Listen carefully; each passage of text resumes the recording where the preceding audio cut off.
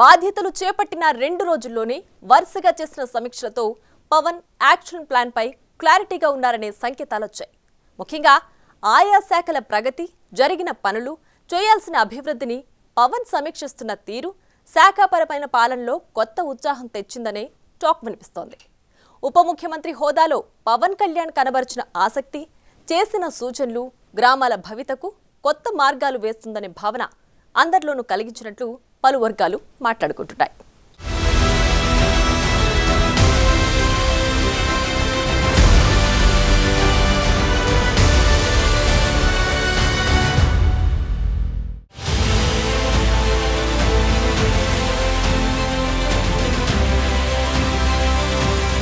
రెండు రోజుల్లోనే deputy CM Pawan పరిధిలోనే 5 శాఖలపై పట్టు సాధించే దిశగా తొలి అడుగులు దిగ్విజయంగా కొనసాగుతున్నాయి. పంచాయతీరాజ్, గ్రామీణాభివృద్ధి, గ్రామీణ రక్షిత మంచినీటి సరఫరా, అటవీ, శాస్త్ర సాంకేతిక శాఖల కీలక బాధ్యతలు తీసుకున్న పవన్ కళ్యాణ్ ఆ శాఖల పనితీరుపై దృష్టి సారించారు. శాఖల పనితీరును, క్షేత్రస్థాయిలోని వాస్తవాలను ఆశాంతం వింటూ వాటిలోని సందేహాలను అధికారులను అడిగి తెలుసుకుంటున్నారు. పవన్ కు స్వతహాగా తెలిసిన అంశాలను అధికారుల వద్ద ప్రస్తావిస్తూ శాఖల్లోని విషయాలను లోతుగా అధ్యయనం చేస్తున్నట్లు సమాచారం. విద్యార్థిలా అన్ని తెలుసుకుంటాను, మీరే అన్ని వివరించాలని మొదటి సమీక్షలోనే పంచాయతీరాజ్, గ్రామీణాభివృద్ధి శాఖల అధికారులకు డిప్యూటీ సీఎం పవన్ చెప్పారట. అలాగని అధికారుల దగ్గర అమాయకంగానూ లేరు. పంచాయతీలకు, స్థానిక సంస్థలకు వెళ్లాల్సిన నిధుల మళ్లింపుపై డిప్యూటీ సీఎం పవన్ కళ్యాణ్ తీవ్ర ఆగ్రహం వ్యక్తం చేశారు. స్థానిక సంస్థలకు వచ్చే ఆర్థిక సంఘం నిధులు, స్థానిక సంస్థలకు వచ్చే ఆదాయం ఏమవుతుందో సమగ్ర నివేదిక ఇవ్వాలని ఇప్పటికే రెవెన్యూ అధికారులను పవన్ ఆదేశించారు.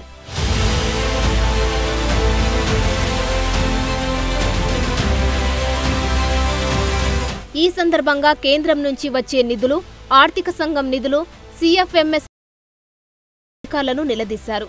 నిధులు ఏ మేరకు మళ్లించారో తనకు వెంటనే నివేదిక ఇవ్వాలని ఆదేశాలు జారీ చేశారు. రాష్ట్ర సచివాలయంలో పంచాయతీరాజ్, పురపాలక శాఖ, వైద్య ఆరోగ్య శాఖ అధికారులతో పవన్ సమీక్ష నిర్వహించారు. ఈ సమావేశాలకు మంత్రులు నారాయణ, సత్యకుమార్ యాదవ్, చీఫ్ సెక్రటరీ నీరబ్ కుమార్ యాదవ్ కూడా హాజరయ్యారు. ఆయా శాఖల ప్రిన్సిపల్ సెక్రటరీలను నిధుల మళ్లింపుపై ప్రశ్నించిన పవన్ కళ్యాణ్ కేంద్రం పంపిన నిధుల మళ్లింపుపై నిలదీయడంతో నీళ్లు నమిలిన అధికారులపై ఆగ్రహం వ్యక్తం చేశారు. ఏ ఆర్థిక సంవత్సరం ఎంతమేర నిధులను మళ్లించారనే విషయాలను స్పష్టంగా పేర్కొనాలని అధికారులను కోరారు.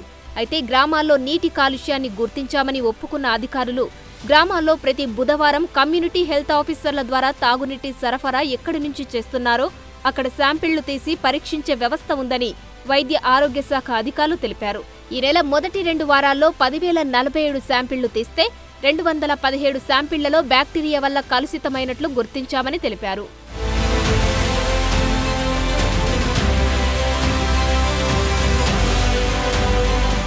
అయితే తాగునీటి కాలుష్యం మూలంగానే డయేరియా, విషజ్వరాలు లాంటివి ప్రబలుతున్నాయని, శుద్ధమైన జలం అందించేందుకు తగు జాగ్రత్తలు పాటించాలని పవన్ కళ్యాణ్ అధికారులకు దిశానిర్దేశం చేశారు. ప్రతి ఏటా వర్షాకాలంలో వాతావరణం మారే సమయంలో వచ్చే వ్యాధులు గ్రామీణుల జీవన ప్రమాణాలను దెబ్బతీస్తున్నాయని, వారి ఆరోగ్యంపై పెను ప్రభావాన్ని చూపుతున్నాయని ఆందోళన వ్యక్తం చేశారు. ఇటీవలే కాకినాడ జిల్లా కొమ్మనపల్లి, బెండపూడి గ్రామాల్లో అతిసారం కేసులు నమోదయ్యాయని గుర్తు చేశారు. గ్రామాల్లో సీజనల్ వ్యాధులు, అంటువ్యాధుల భయం లేకుండా చూడాలని అధికారులకు సూచించారు. స్వచ్ఛమైన తాగునీరు అందించేందుకు కట్టుబడి పనిచేయాలని, తాగునీటి సరఫరాలో జాగ్రత్తలు పాటించాలని తెలిపారు. ఈ మేరకు కాకినాడ, గుంటూరు, బాపట్ల, ఎన్టీఆర్ జిల్లాలో డయేరియా ప్రబలడంతో పవన్ కళ్యాణ్ అత్యవసర సమీక్ష నిర్వహించారు. ఈ సందర్భంగా పంచాయతీరాజ్, ఆర్డబ్ల్యూఎస్, వైద్య ఆరోగ్య శాఖ, మున్సిపల్ అడ్మినిస్ట్రేషన్ శాఖల ఉన్నతాధికారులకు ఆదేశాలు జారీ చేశారు.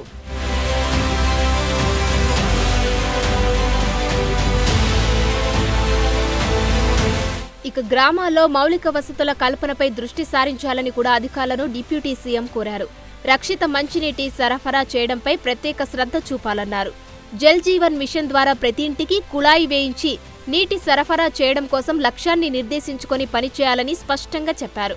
అన్ని గ్రామ పంచాయతీలకు రోడ్డు అనుసంధానం మెరుగుపడాలని, ఇందుకు సంబంధించిన ప్రణాళికతో రావాలని అధికారులను ఆదేశించారు. దాదాపు ఆయా శాఖల్లోని అన్ని విషయాల మీద అధికారులు చేస్తున్న ప్రెజెంటేషన్ను పవన్ కళ్యాణ్ ఆసక్తిగా పరిశీలించినట్లు తెలుస్తోంది. అలాగే కేంద్ర ప్రభుత్వ పథకాలు, వాటి అమలు తీరు, గ్రామీణ వ్యవస్థ ప్రస్తుత పరిస్థితిని కూలంకషంగా సమీక్ష చేస్తున్నారని సమాచారం.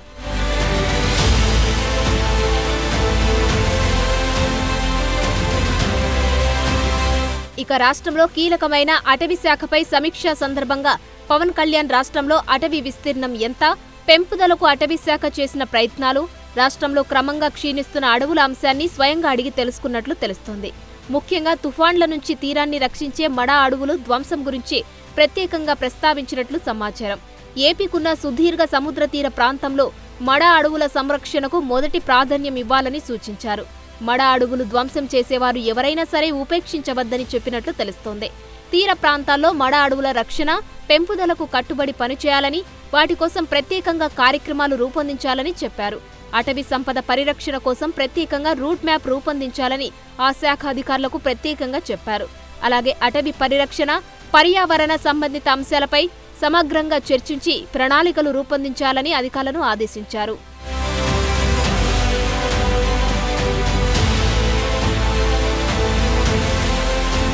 శాస్త్ర సాంకేతిక శాఖ అధికారులతో కూడా పవన్ కళ్యాణ్ ప్రత్యేకంగా సమావేశమయ్యారు.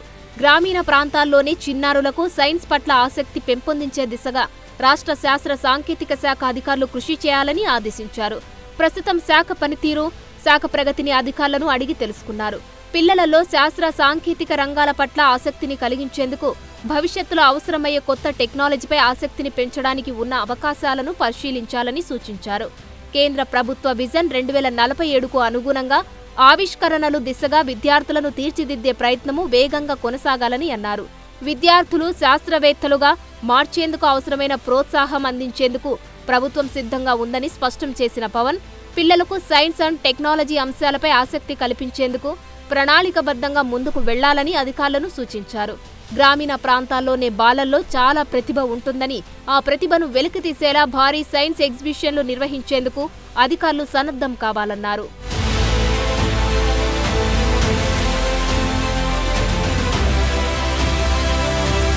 ఇక ఎన్డీఏ కూటమిలో భాగంగా ఎన్నికల్లో ప్రచారం చేసిన సూపర్ 6 హామీలతో పాటు ఉమ్మడి మేనిఫెస్టోలో ఉన్న అన్ని అంశాల అమలులో కూడా పవన్ తన వంతు బాధ్యతను నిర్వహిస్తున్నట్లు తెలుస్తోంది. ఇప్పటికే తన పరిధిలోనే శాఖలపై ప్రణాళికలు సిద్ధం చేస్తున్న డిప్యూటీ సీఎం రాబోయే రోజుల్లో మరింత వేగాన్ని పెంచుతారన్నది స్పష్టంగానే కనిపిస్తుంది. సుదీర్ఘకాలంగా పోరాటం చేసి తెచ్చుకున్న అధికార బాధ్యతలో పవన్ దూకుడుగా వ్యవహరిస్తున్నారు. సినీ పరిశ్రమలో ప్రేక్షకులను ఎంతగా ఆకట్టుకున్నారు, అంతకు మించి రాజకీయ భవిష్యత్తులో ప్రజల ఆదరాభిమానాలను సంపాదించడానికి పవన్ కళ్యాణ్ తీవ్రంగా కృషి చేస్తారనే భావన ఇప్పటికీ కలిగినట్లు రాజకీయ వర్గాలు భావిస్తున్నాయి. ఇక ఈ 5 ఏళ్లు ఇంకెంత సమర్థవంతంగా పవన్ కళ్యాణ్ తన బాధ్యతలు నిర్వహిస్తారో చూడాల్సి ఉంది.